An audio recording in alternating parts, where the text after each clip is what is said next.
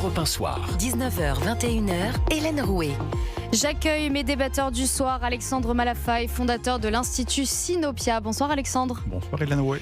Et Arthur de Vatrigan, directeur de la rédaction du magazine L'Incorrect et chroniqueur politique. Bonsoir Arthur. Bonsoir. Nous accueillons également Stanislas Godon, délégué national du syndicat de police Alliance. Alors je le rappelle, un policier a été grièvement blessé par un véhicule en fuite dans la nuit du lundi 20 au mardi 21 juillet à Marseille. Heureusement, le pronostic vital de l'agent n'est plus engagé, mais il a été placé en coma artificiel. Le conducteur et les passagers du véhicule ont eux été interpellés et une enquête a été ouverte. Bonsoir Stanislas Godon. Bonsoir.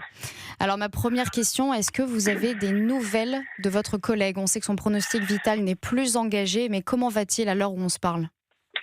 Oui, alors il a subi une longue opération en fait, puisqu'il avait de multiples fractures et heureusement, je dirais que son pronostic vital qui avait été engagé dans la nuit n'est plus d'actualité. Maintenant, la reconstruction va être longue, tant physiquement que psychologiquement. Et si vous me permettez juste de rappeler qu'il ne s'agit pas d'un refus d'obtempérer, il s'agit d'une tentative d'homicide sur un policier. C'est ça en fait la réalité de ce qui s'est passé cette nuit lors de cette patrouille, de ce contrôle routier qui au départ devait être un simple contrôle routier sur un véhicule qui circulait notamment sans plaque. Bon, encore une fois, évidemment, nous avons le sentiment de cocher les cases d'un bingo. Défaut de permis, un policier renversé sur une vingtaine de mètres qui aurait pu perdre la vie, des mineurs dans la voiture, des antécédents judiciaires, vol, trafic de stupéfiants. Stanislas Godon, est-ce que c'est le même schéma qui se répète systématiquement ? Vous savez, les refus d'obtempérer qui sont à la base un fléau de notre société, puisque je rappelle qu'il y a 17 refus d'obtempérer aggravés par jour à l'encontre notamment de mes collègues sur le terrain. Vous avez aussi cette problématique des mineurs, de ceux qui circulent sans permis de conduire, parce que c'était le cas notamment de ce conducteur. Donc j'ai envie de dire qu'effectivement tous les ingrédients sont là pour illustrer en fait ce qui se passe depuis des mois, voire des années, et que nous dénonçons.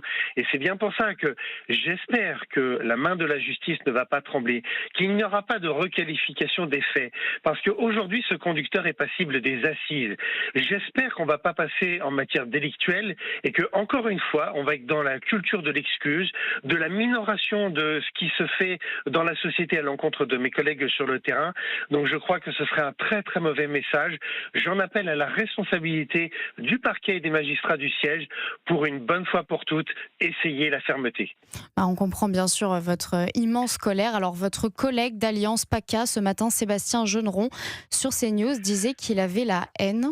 Est-ce que vous partagez également ce sentiment ?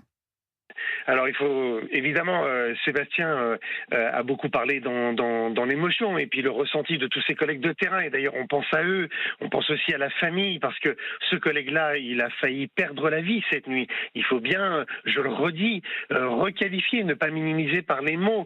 Et depuis ce matin que je fais quelques plateaux, je le redis, c'est une tentative d'homicide sur un policier avec un véhicule. Ce n'est pas un refus d'obtempérer simple comme on pouvait le décrire dans certains cas. Non.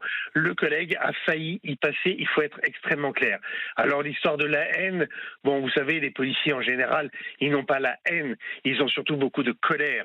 De colère parce qu'ils ont l'impression, en fait, de compter presque les points au fur et à mesure des années. Aujourd'hui, on en est à plus de 28 000 refus d'obtempérer, dont une grande partie sont des refus d'obtempérer aggravés, c'est-à-dire qu'ils mettent en danger la vie d'autrui, et notamment les policiers ou les gendarmes qui leur somment de s'arrêter. Stanislas Godon, Alexandre Malafaille, il y a une question pour vous. Oui, le chiffre de 17 refus d'obtempérer aggravés par jour est significatif. Ça veut dire que 17 fois par jour, on met en question la sécurité, la vie des forces de l'ordre. Et donc, on est sur un problème qui s'est installé dans notre société. Je ne peux pas dire que c'est civilisationnel, mais en tout cas, c'est un fait du quotidien. On ne va pas l'éradiquer comme ça. Donc on ne va pas non plus subir comme ça. Alors certes, on peut en appeler à une cour d'assises qui peut-être fera son boulot si la chaîne de la magistrature va jusqu'au bout du sujet. Mais en attendant, on fait quoi pendant les années qui viennent avant qu'on réussisse à rectifier le tir, à éduquer, à suffisamment passer de messages de fermeté, enfin à rétablir une espèce d'équilibre entre le gendarme et la peur du gendarme ou le policier et la peur du policier. On fait quoi ces prochaines années ? C'est quoi les parades, les solutions pour éviter le énième accident, le énième mort, le énième blessé très grave ? Parce que là, vous ne le dites pas, mais votre collègue qui a une une jambe multifracturée, il ne remarchera plus jamais normalement. Stanislas Godon. Bien évidemment, vous savez, nous aussi on a des blessés dans nos rangs et qui portent d'ailleurs les traces à vie avec tous les problèmes que ça peut engendrer. Alors vous dites, que faut-il faire maintenant tout de suite? Eh bien déjà il faut faire ce qu'on n'a pas fait depuis des années. Je rappelle que les refus d'obtempérer, c'est 2 ans de prison pour le refus d'obtempérer simple. Est-ce que vous avez des exemples de 2 ans de prison qui ont été prononcés à l'encontre de conducteurs qui ont notamment fait des refus d'obtempérer? Non, d'ailleurs, quand on regarde les chiffres, 84% justement de ces condamnés font moins d'1 an de prison pour un refus d'obtempérer. Quand vous connaissez la loi pénale française, elle dit que moins d'1 an de prison, en fait, vous êtes en aménagé. Dernier exemple en date, un collègue qui a eu 45 jours d'ITT à Villeurbanne et il a été condamné à 8 mois de prison et évidemment, il a été converti en bracelet électronique. C'est ça la réalité de la réponse pénale aujourd'hui. Et tant qu'il n'y aura pas une réponse de fermeté, nous le disons, il n'y aura pas d'inversion en fait de la peur. Et notamment, je dirais, instaurer enfin une autorité de l'État. Parce que vous savez, les policiers sont attaqués, les pompiers sont attaqués, les enseignants sont attaqués, les infirmiers et soignants sont attaqués. Et en fait, la violence est devenue une cause nationale. C'est pour ça que nous, on dit qu'il va falloir s'en occuper de manière très sérieuse. Parce que si on parle en plus, par-dessus ça, des violences sexuelles qui ont défrayé la chronique et l'actualité, alors que ça fait des années, tout le monde est au courant, les chiffres statistiques depuis 9 ans, ils clignotent dans tous les sens en rouge. Et tout à l'heure, je disais 17 refus d'obtempérer par jour, mais c'est aussi 17 policiers agressés par l'objet d'un tiers. C'est ça la réalité du quotidien. Nous sommes dans un climat d'ultra-violence avec tous les dossiers qui sont prioritaires sur la table. Donc c'est pour ça que nous on dit que tant que la justice elle n'aura pas fait preuve de fermeté, eh ben en fait on n'aura pas répondu à l'attente. Mais vous avez raison, pas besoin de surclassement législatif ou de surcouche législative. Appliquons déjà le droit qui existe aujourd'hui, tout simplement. Je rappelle une chose, nous demandons un observatoire de la réponse pénale. Il a été publié une seule fois en 2021. Et pour cause, parce que par exemple les refus d'obtempérer, alors qu'on encourait 2 ans, eh ben vous savez le quantum moyen il était à 7 mois. Et comme les aménagements sont quasiment automatiques, entre 0 et 6 mois et entre 6 mois et 1 an ils sont facultatifs mais en fait d'application automatique, eh ben vous avez bien compris qu'on est très très loin du message de fermeté. Oui, bien sûr. Alors sur les refus d'obtempérer précisément, qu'est-ce que vous pensez du contact tactique? Alors c'est une pratique qui est donc c'est notamment en Angleterre, il y a des formations évidemment pour ça. Ça consiste à toucher bien sûr le véhicule qui est en train de commettre ce fameux refus d'obtempérer. En Angleterre, en tout cas, ils ont eu des résultats. Qu'est-ce que vous pensez de cette mesure-là? Ou alors, vous demandez tout simplement un soutien du gouvernement si vous utilisez votre arme. On sait aussi que depuis l'affaire Naël, de nombreux policiers se refusent évidemment à utiliser leur arme dans des situations parfois critiques. Est-ce que vous demandez justement, voilà, il faut que l'État nous soutienne systématiquement à chaque fois, ou alors on peut se tourner vers d'autres solutions comme justement ce contact tactique? Alors il faut savoir que le contact technique notamment faisait partie des préconisations d'une commission d'enquête de l'Assemblée nationale sur la loi de 2018 sur les rodéos motorisés. Ils avaient dit tentons une expertise pour voir ce qui est possible en France. Pourquoi? Parce qu'en Angleterre ça a donné des chiffres assez conséquents. Il y a eu une baisse notamment des délits routiers et des refus d'obtempérer extrêmement importante au niveau par exemple des 2 roues qui sont aussi un fléau. Et en fait ça a donné quelque chose. Donc j'ai envie de dire, 2018, c'était la loi anti-rodéo. Qu'a-t-on fait depuis ce temps-là? Eh ben aujourd'hui, on est obligé de durcir la loi riposte en créant notamment des amendes forfaitaires délictuelles ou en recréant des mesures administratives avec des destructions du véhicule. Je veux dire... Avant de faire des surcouches législatives, je le redis, essayons d'appliquer déjà le droit. Cette expérimentation du choc tactique, nous on était plutôt favorables pour l'expertiser, à condition et à l'unique condition que les policiers soient protégés dans cette action-là. Parce que vous savez, on entend beaucoup ici et là les procès d'intention, la présomption de culpabilité à l'encontre des policiers.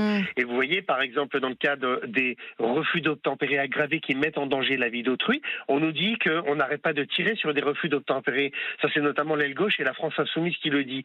Ce n'est pas vrai, parce que le texte de l'usage des armes, il dit que non seulement il faut faire un refus d'obtempérer, mais il faut aussi mettre en danger la vie d'autrui dans notamment sa course-poursuite. C'est ça, en fait, la réalité en fait, des textes de loi. Et je trouve qu'il y a des apprentis parlementaires qui font des procès d'intention à l'encontre des policiers, comme on a vu dans le cadre de la présomption de légitime défense, où certains ont dit qu'on avait un permis de tuer XXL, mais aujourd'hui, le permis de tuer XXL, il est dans ce qui s'est passé, par exemple, cette nuit à l'encontre de mon collègue, notamment de la BAC Sud. Arthur de Vatrigan. On a un exemple de plus de l'incapacité de l'État de maintenir l'ordre de façon structurelle, et son rôle, qui est de garantir la sécurité, n'a jamais été aussi déliquescent dans l'histoire contemporaine. Vous disiez que la violence est devenue une cause profonde. Or, seul l'État et son bras armé, donc la police, a le monopole de la violence légitime. On a le sentiment que non seulement l'État n'ose plus faire usage de ce monopole de la violence, mais en plus, il s'excuse préventivement de la violence dont il serait forcé de faire usage. C'est toutes les polémiques qu'on a, ou toutes les lois qui sont éventuellement votées. Vous parliez de la sanction et de la réponse pénale qui doit être derrière, mais avant la réponse pénale, il ne devrait pas y avoir la réponse sur le moment. S'il y a un refus d'obtempérer, c'est parce que la personne qui refuse d'obtempérer sait très bien qu'elle ne risque rien, et qu'à partir du moment où on inverse la peur, étant donné que vous avez la violence légitime, est-ce que ce ne serait pas la première brique à reposer ? Alors, cette brique, elle est à reposer, on est bien d'accord, mais à condition qu'on ne mette pas en difficulté les policiers, parce qu'aujourd'hui, je le redis, la présomption de culpabilité, notamment sur l'usage de l'arme, elle pèse notamment sur les policiers. Et je rappelle que le policier, il doit juger en une fraction de seconde. Ouais, c'est ça, et c'est critique. s'il juge trop tard, soit il prend de plein fouet, comme mon collègue de la BAC Sud, ou soit c'est quelqu'un d'autre qui risque d'être blessé, voire tué par ces véhicules qui roulent à vive allure. Je ne sais pas si vous avez eu le temps de regarder la photo de la voiture, dans quel état elle est. Elle est pulvérisée. Oui, elle est pulvérisée. Donc, j'ai envie de dire, quand un véhicule en fait percute, et notamment notre collègue, il a été projeté à plus de 20 mètres, il a de multiples fractures. Voilà la réalité de cette ultra-violence qui s'exerce pas seulement par des armes létales à feu, mais qui s'exerce aussi maintenant avec des véhicules. Donc, vous avez raison de dire réinstaurer aussi la confiance, notamment des policiers dans leur action sur le terrain, mais à condition qu'on inverse aussi la charge de la preuve. Et d'ailleurs, c'est ce qui a été proposé dans le cadre de la présomption légitime défense, où les policiers maintenant, ce sera plus à eux, notamment de prouver qu'ils étaient dans le cadre légitime. Et ça va les protéger notamment de la présomption de culpabilité qui s'exerce aujourd'hui dans la société. Merci beaucoup Stanislas Godon. Chers auditeurs, ne bougez pas. Dans un instant, nous parlerons de cette histoire rocambolesque. Un maire exfiltré de chez lui cette nuit par le raid car menacé par la DZ Mafia. À tout de suite.